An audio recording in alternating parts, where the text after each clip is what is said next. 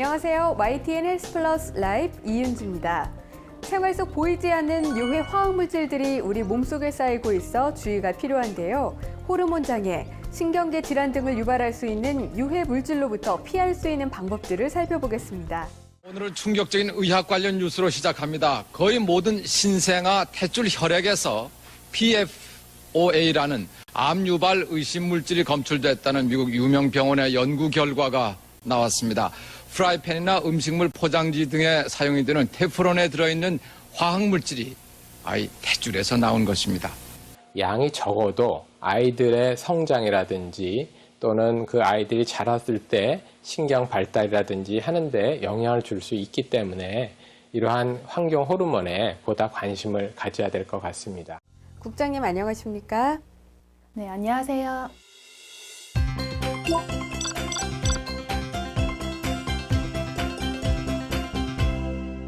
우리도 모르는 사이에 유해 물질을 많이 접하고 있다고요? 네, 실제 우리 주변에 많은 유해 물질이 있습니다. 영수 중에서는 비스페놀 A가 언급되고 있고요. 주변에 많은 플라스틱에서는 프탈레이트계 가소제가 많이 언급이 되고 있습니다. 그다음에 불소수지 가부라 화합물 같은 경우는 코팅이 많이 쓰이기 때문에 식품 보관용 용기라든지 후라이팬, 그다음에 아웃도어 의류의 방수를 위해서도 많이 쓰이고 있고요. 근데 이렇게 많이 쓰이고 있는 거를 소비자들이 미처 느끼지 못하고 있는 상황입니다. 흔하게 접할 수 있는 제품들인데요. 몸에는 많이 안 좋은가요? 네, 지금 앞에서 사례로 말씀드렸지만 일상생활에서 흔히 사용되고 있고 빈번하게 사용되고 있습니다. 예로 들자면 우리 주방에서는 볶음 요리라든지 조림이라든지 여러 조리의 과정의 특성상 후라이팬을 많이 사용하는데요. 후라이팬에 가부라 화합물이 사용되는 건 많이 알고 계실 건데요. 이 가부라 화합물 같은 경우는 환경 호르몬으로서 인체에 유해한 성분이 있습니다. 하지만 이걸 알더라도 아니면 모르시는 분들도 편리성 때문에 많이 사용하고 있습니다. 이런 식으로 많은 유해 화학물질들이 이런 편리성 때문에 위해성에 대한 고려 없이 일상생활에서 많이 쓰이고 있습니다. 이 가부라 화합물이 환경에 미치는 영향이 얼마나 심각합니까? 이 가부라 화합물의 특징 중에서는 난분해성과 지용성이라는 특징이 있습니다. 이 때문에 한번 배출됐을 때 생태계 내에서 파괴되지 않고 계속 쌓이면서 먹이 사슬에 의해서 상위 포식자로 갈수록 생체 내에 더 많이 쌓이는 특징을 갖게 됩니다. 그렇기 때문에 북극곰의 간에서 많이 검출된 사례가 있었고요. 또 그린피스 조사에 의하면 북극 아니면 칠레, 인간이 살지 않는 곳에서까지 이 가부라 화합물이 검출되고 생물이라든지 상위 포식자의 몸속에 검출이 되고 있습니다. 특히 국내에서도 많이 검출이 돼 논란이 있었습니다. 이런 유해 물질에 얼마나 노출돼 있나요? 네, 우리나라의 경우에서도 안타깝게도 많이 검출이 되고 있습니다. 2015년 그린피스 보고서에 의하면은 청정 지역을 선정을 하게 되는데요. 그 청정 지역을 방문해서 조사한 결과 5곳 모두에서 많은 가부라 화합물이 검출이 되고 있었습니다. 이를 통해서 봤을 때 물과 공기 중에 이미 가부라 화합물이 많이 나와 있다고 판단이 되고 있습니다. 때문에 가부라 화합물이 한번 파괴되기 위해서는 많은 시간이 걸리기 때문에 소비자들이 줄이는 노력이 필요할 것 같습니다. 최근 한 연구 결과에 의하면 국내 산모 264명 가운데 82% 산모의 모유에서 가부라 화합물이 검출됐다고 합니다. 이런 식으로 유해 화학물질들이 인체에 많이 축적되는 경우가 많은데요. 이 때문에 지금 바디버든이라고 해서 인체에 쌓여있는 총 유해 화학물질 양에 대해 관심을 갖기 시작했습니다. 이 때문에 최근 한 시민단체에서는 500명을 소비자를 모아서 일주일, 2주일 정도 사용을 줄이는 활동을 해보고 몸에 축적된 화학물질이 줄었는지를 확인하는 지금 실험을 하고 있는데요. 이 때문에 이제는 단 하나의 물질을 줄이는 게 아니라 총 유해 화학물질 양을 줄이는 거에 많은 관심을 갖고 있습니다. 이에 대해서 해외에서는 현재 어떤 대책을 세우고 있습니까? 스웨덴 같은 경우는 2015년 9월부터 가부라 화합물에 대해서 관리를 하기 시작했고요. 미국 환경청에서는 PFOS를 포함한 가부라 화합물에 대해서 중요 신규 사용 제한 물질로 지정을 해서 관리하기 시작했고요. 캐나다라든지 노르웨이 등 여러 나라에서도 규제를 하고자 하는 움직임이 보이고 있습니다. 우리나라에서는 현재 어떤 관리가 이루어지고 있나요? 네, 스톡홀름 협약 이후에 PFOS, PFOA 두 가지의 가불화 화합물에 대해서는 어느 정도 관리를 하고 있는 것으로 알고 있습니다. 하지만 다른 대체제로 쓰이는 가불화 화합물에 대해서는 아직 많은 관리를 하거나 관리하고자 하는 움직임이 많이 없는 상황인데요. 하지만 이 대체제의 안전성도 충분히 검토해야 되는 상황이기 때문에 소비자들은 아직도 많은 위해성이라든지 위험성을 모르고 사용하고 있기 때문에 정부에서 좀 더 통합적 관리로서 가불화 화합물에 대한 관리가 이루어져야 될 것으로 판단됩니다. 과불화 화합물이 함유된 제품 중에 특히 문제가 되고 있는 게 이 불소수지 코팅 프라이팬인데요. 우리나라에서 특히 많이 쓰이고 있다고요.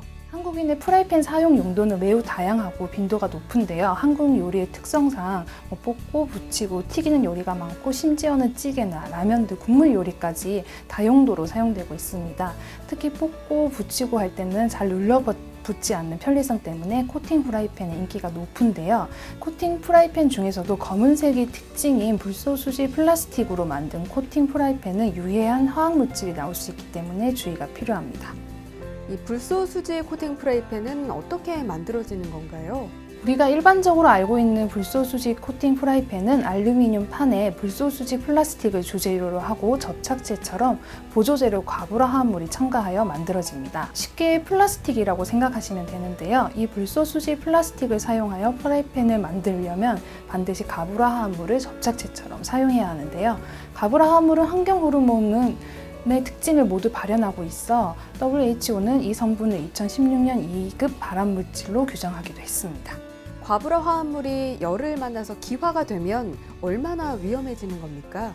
불소수지 플라스틱 코팅 프라이팬은 요리하면서 200도를 넘어가면 다시 분해가 되기 시작하는데요. 그 도달 시간은 고작 2분 정도입니다. 플라스틱이 녹아서 타게 되는 과정에서 요리와 함께 독성 물질이 섞여 체내로 흡입되게 됩니다. 이 과정에서 이제 유독가스가 방출되고 이제 인체로 유입하게 되는데요. 이것을 요리 과정에서 코로 들이마시거나 음식물로 섭취하면 우리 몸에 들어가 쌓이게 되는 겁니다. 폐 건강에도 특히 나쁘며 호르몬 교란으로 불임이나 갑상선 호르몬 이상, 내분비계 교란 등으로 건강에 악영향을 끼치게 되는데요. 임산부의 경우에는 탯줄을 통해서 이런 유해 물질들이 전달되기 때문에 특히 주의가 필요합니다. 최근에 불소수지 코팅 프라이팬에 대한 소비자의 안전성 조사 결과를 발표하셨는데요. 결과가 어떻게 나왔나요?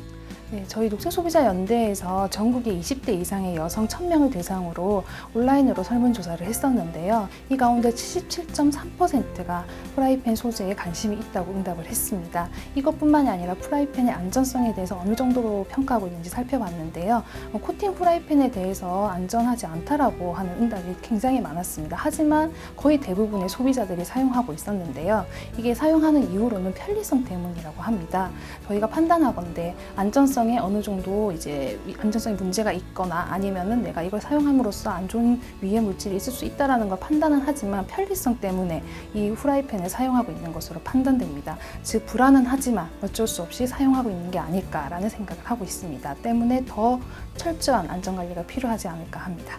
이 안전하고 건강한 생활을 위해서는 어떤 노력이 필요할까요? 네, 프라이팬을 포함한 다른 이제 여러 생활 속에서의 공산품 구매 시 제품 표시 사항을 확인하셔야 됩니다. 제품 표시 사항에 뭐 소재라든지 아니면 성분이라든지 이런 게 표시가 되고 있는데요. 이런 부분을 확인하셔서 제품이 안전한 제품의 소재로 되는지 확인하시면 좋을 것 같고요. 또 많은 분들이 설명서를 확인을 안 하는 경우가 있는데요. 설명서에 있는 사용 방법과 사용 횟수, 사용 양을 확인하셔서 거기에 맞게끔 사용하셔야 과도한 노출로 인한 발생할 수 있는 위해가 발생하지 않을 것 같습니다.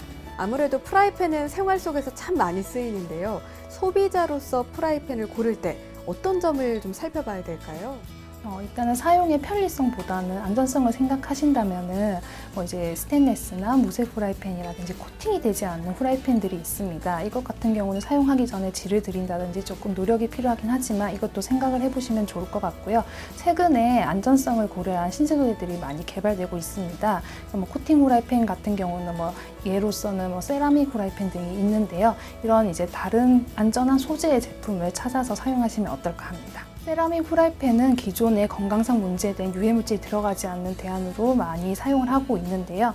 미국 등 선진국에서는 이미 많이 사용하고 있는 것으로 나타나고 있습니다. 제품 구입 전에 소재를 꼼꼼히 살펴보시기 바랍니다. 우리는 수많은 화학물질에 둘러싸여 살고 있습니다.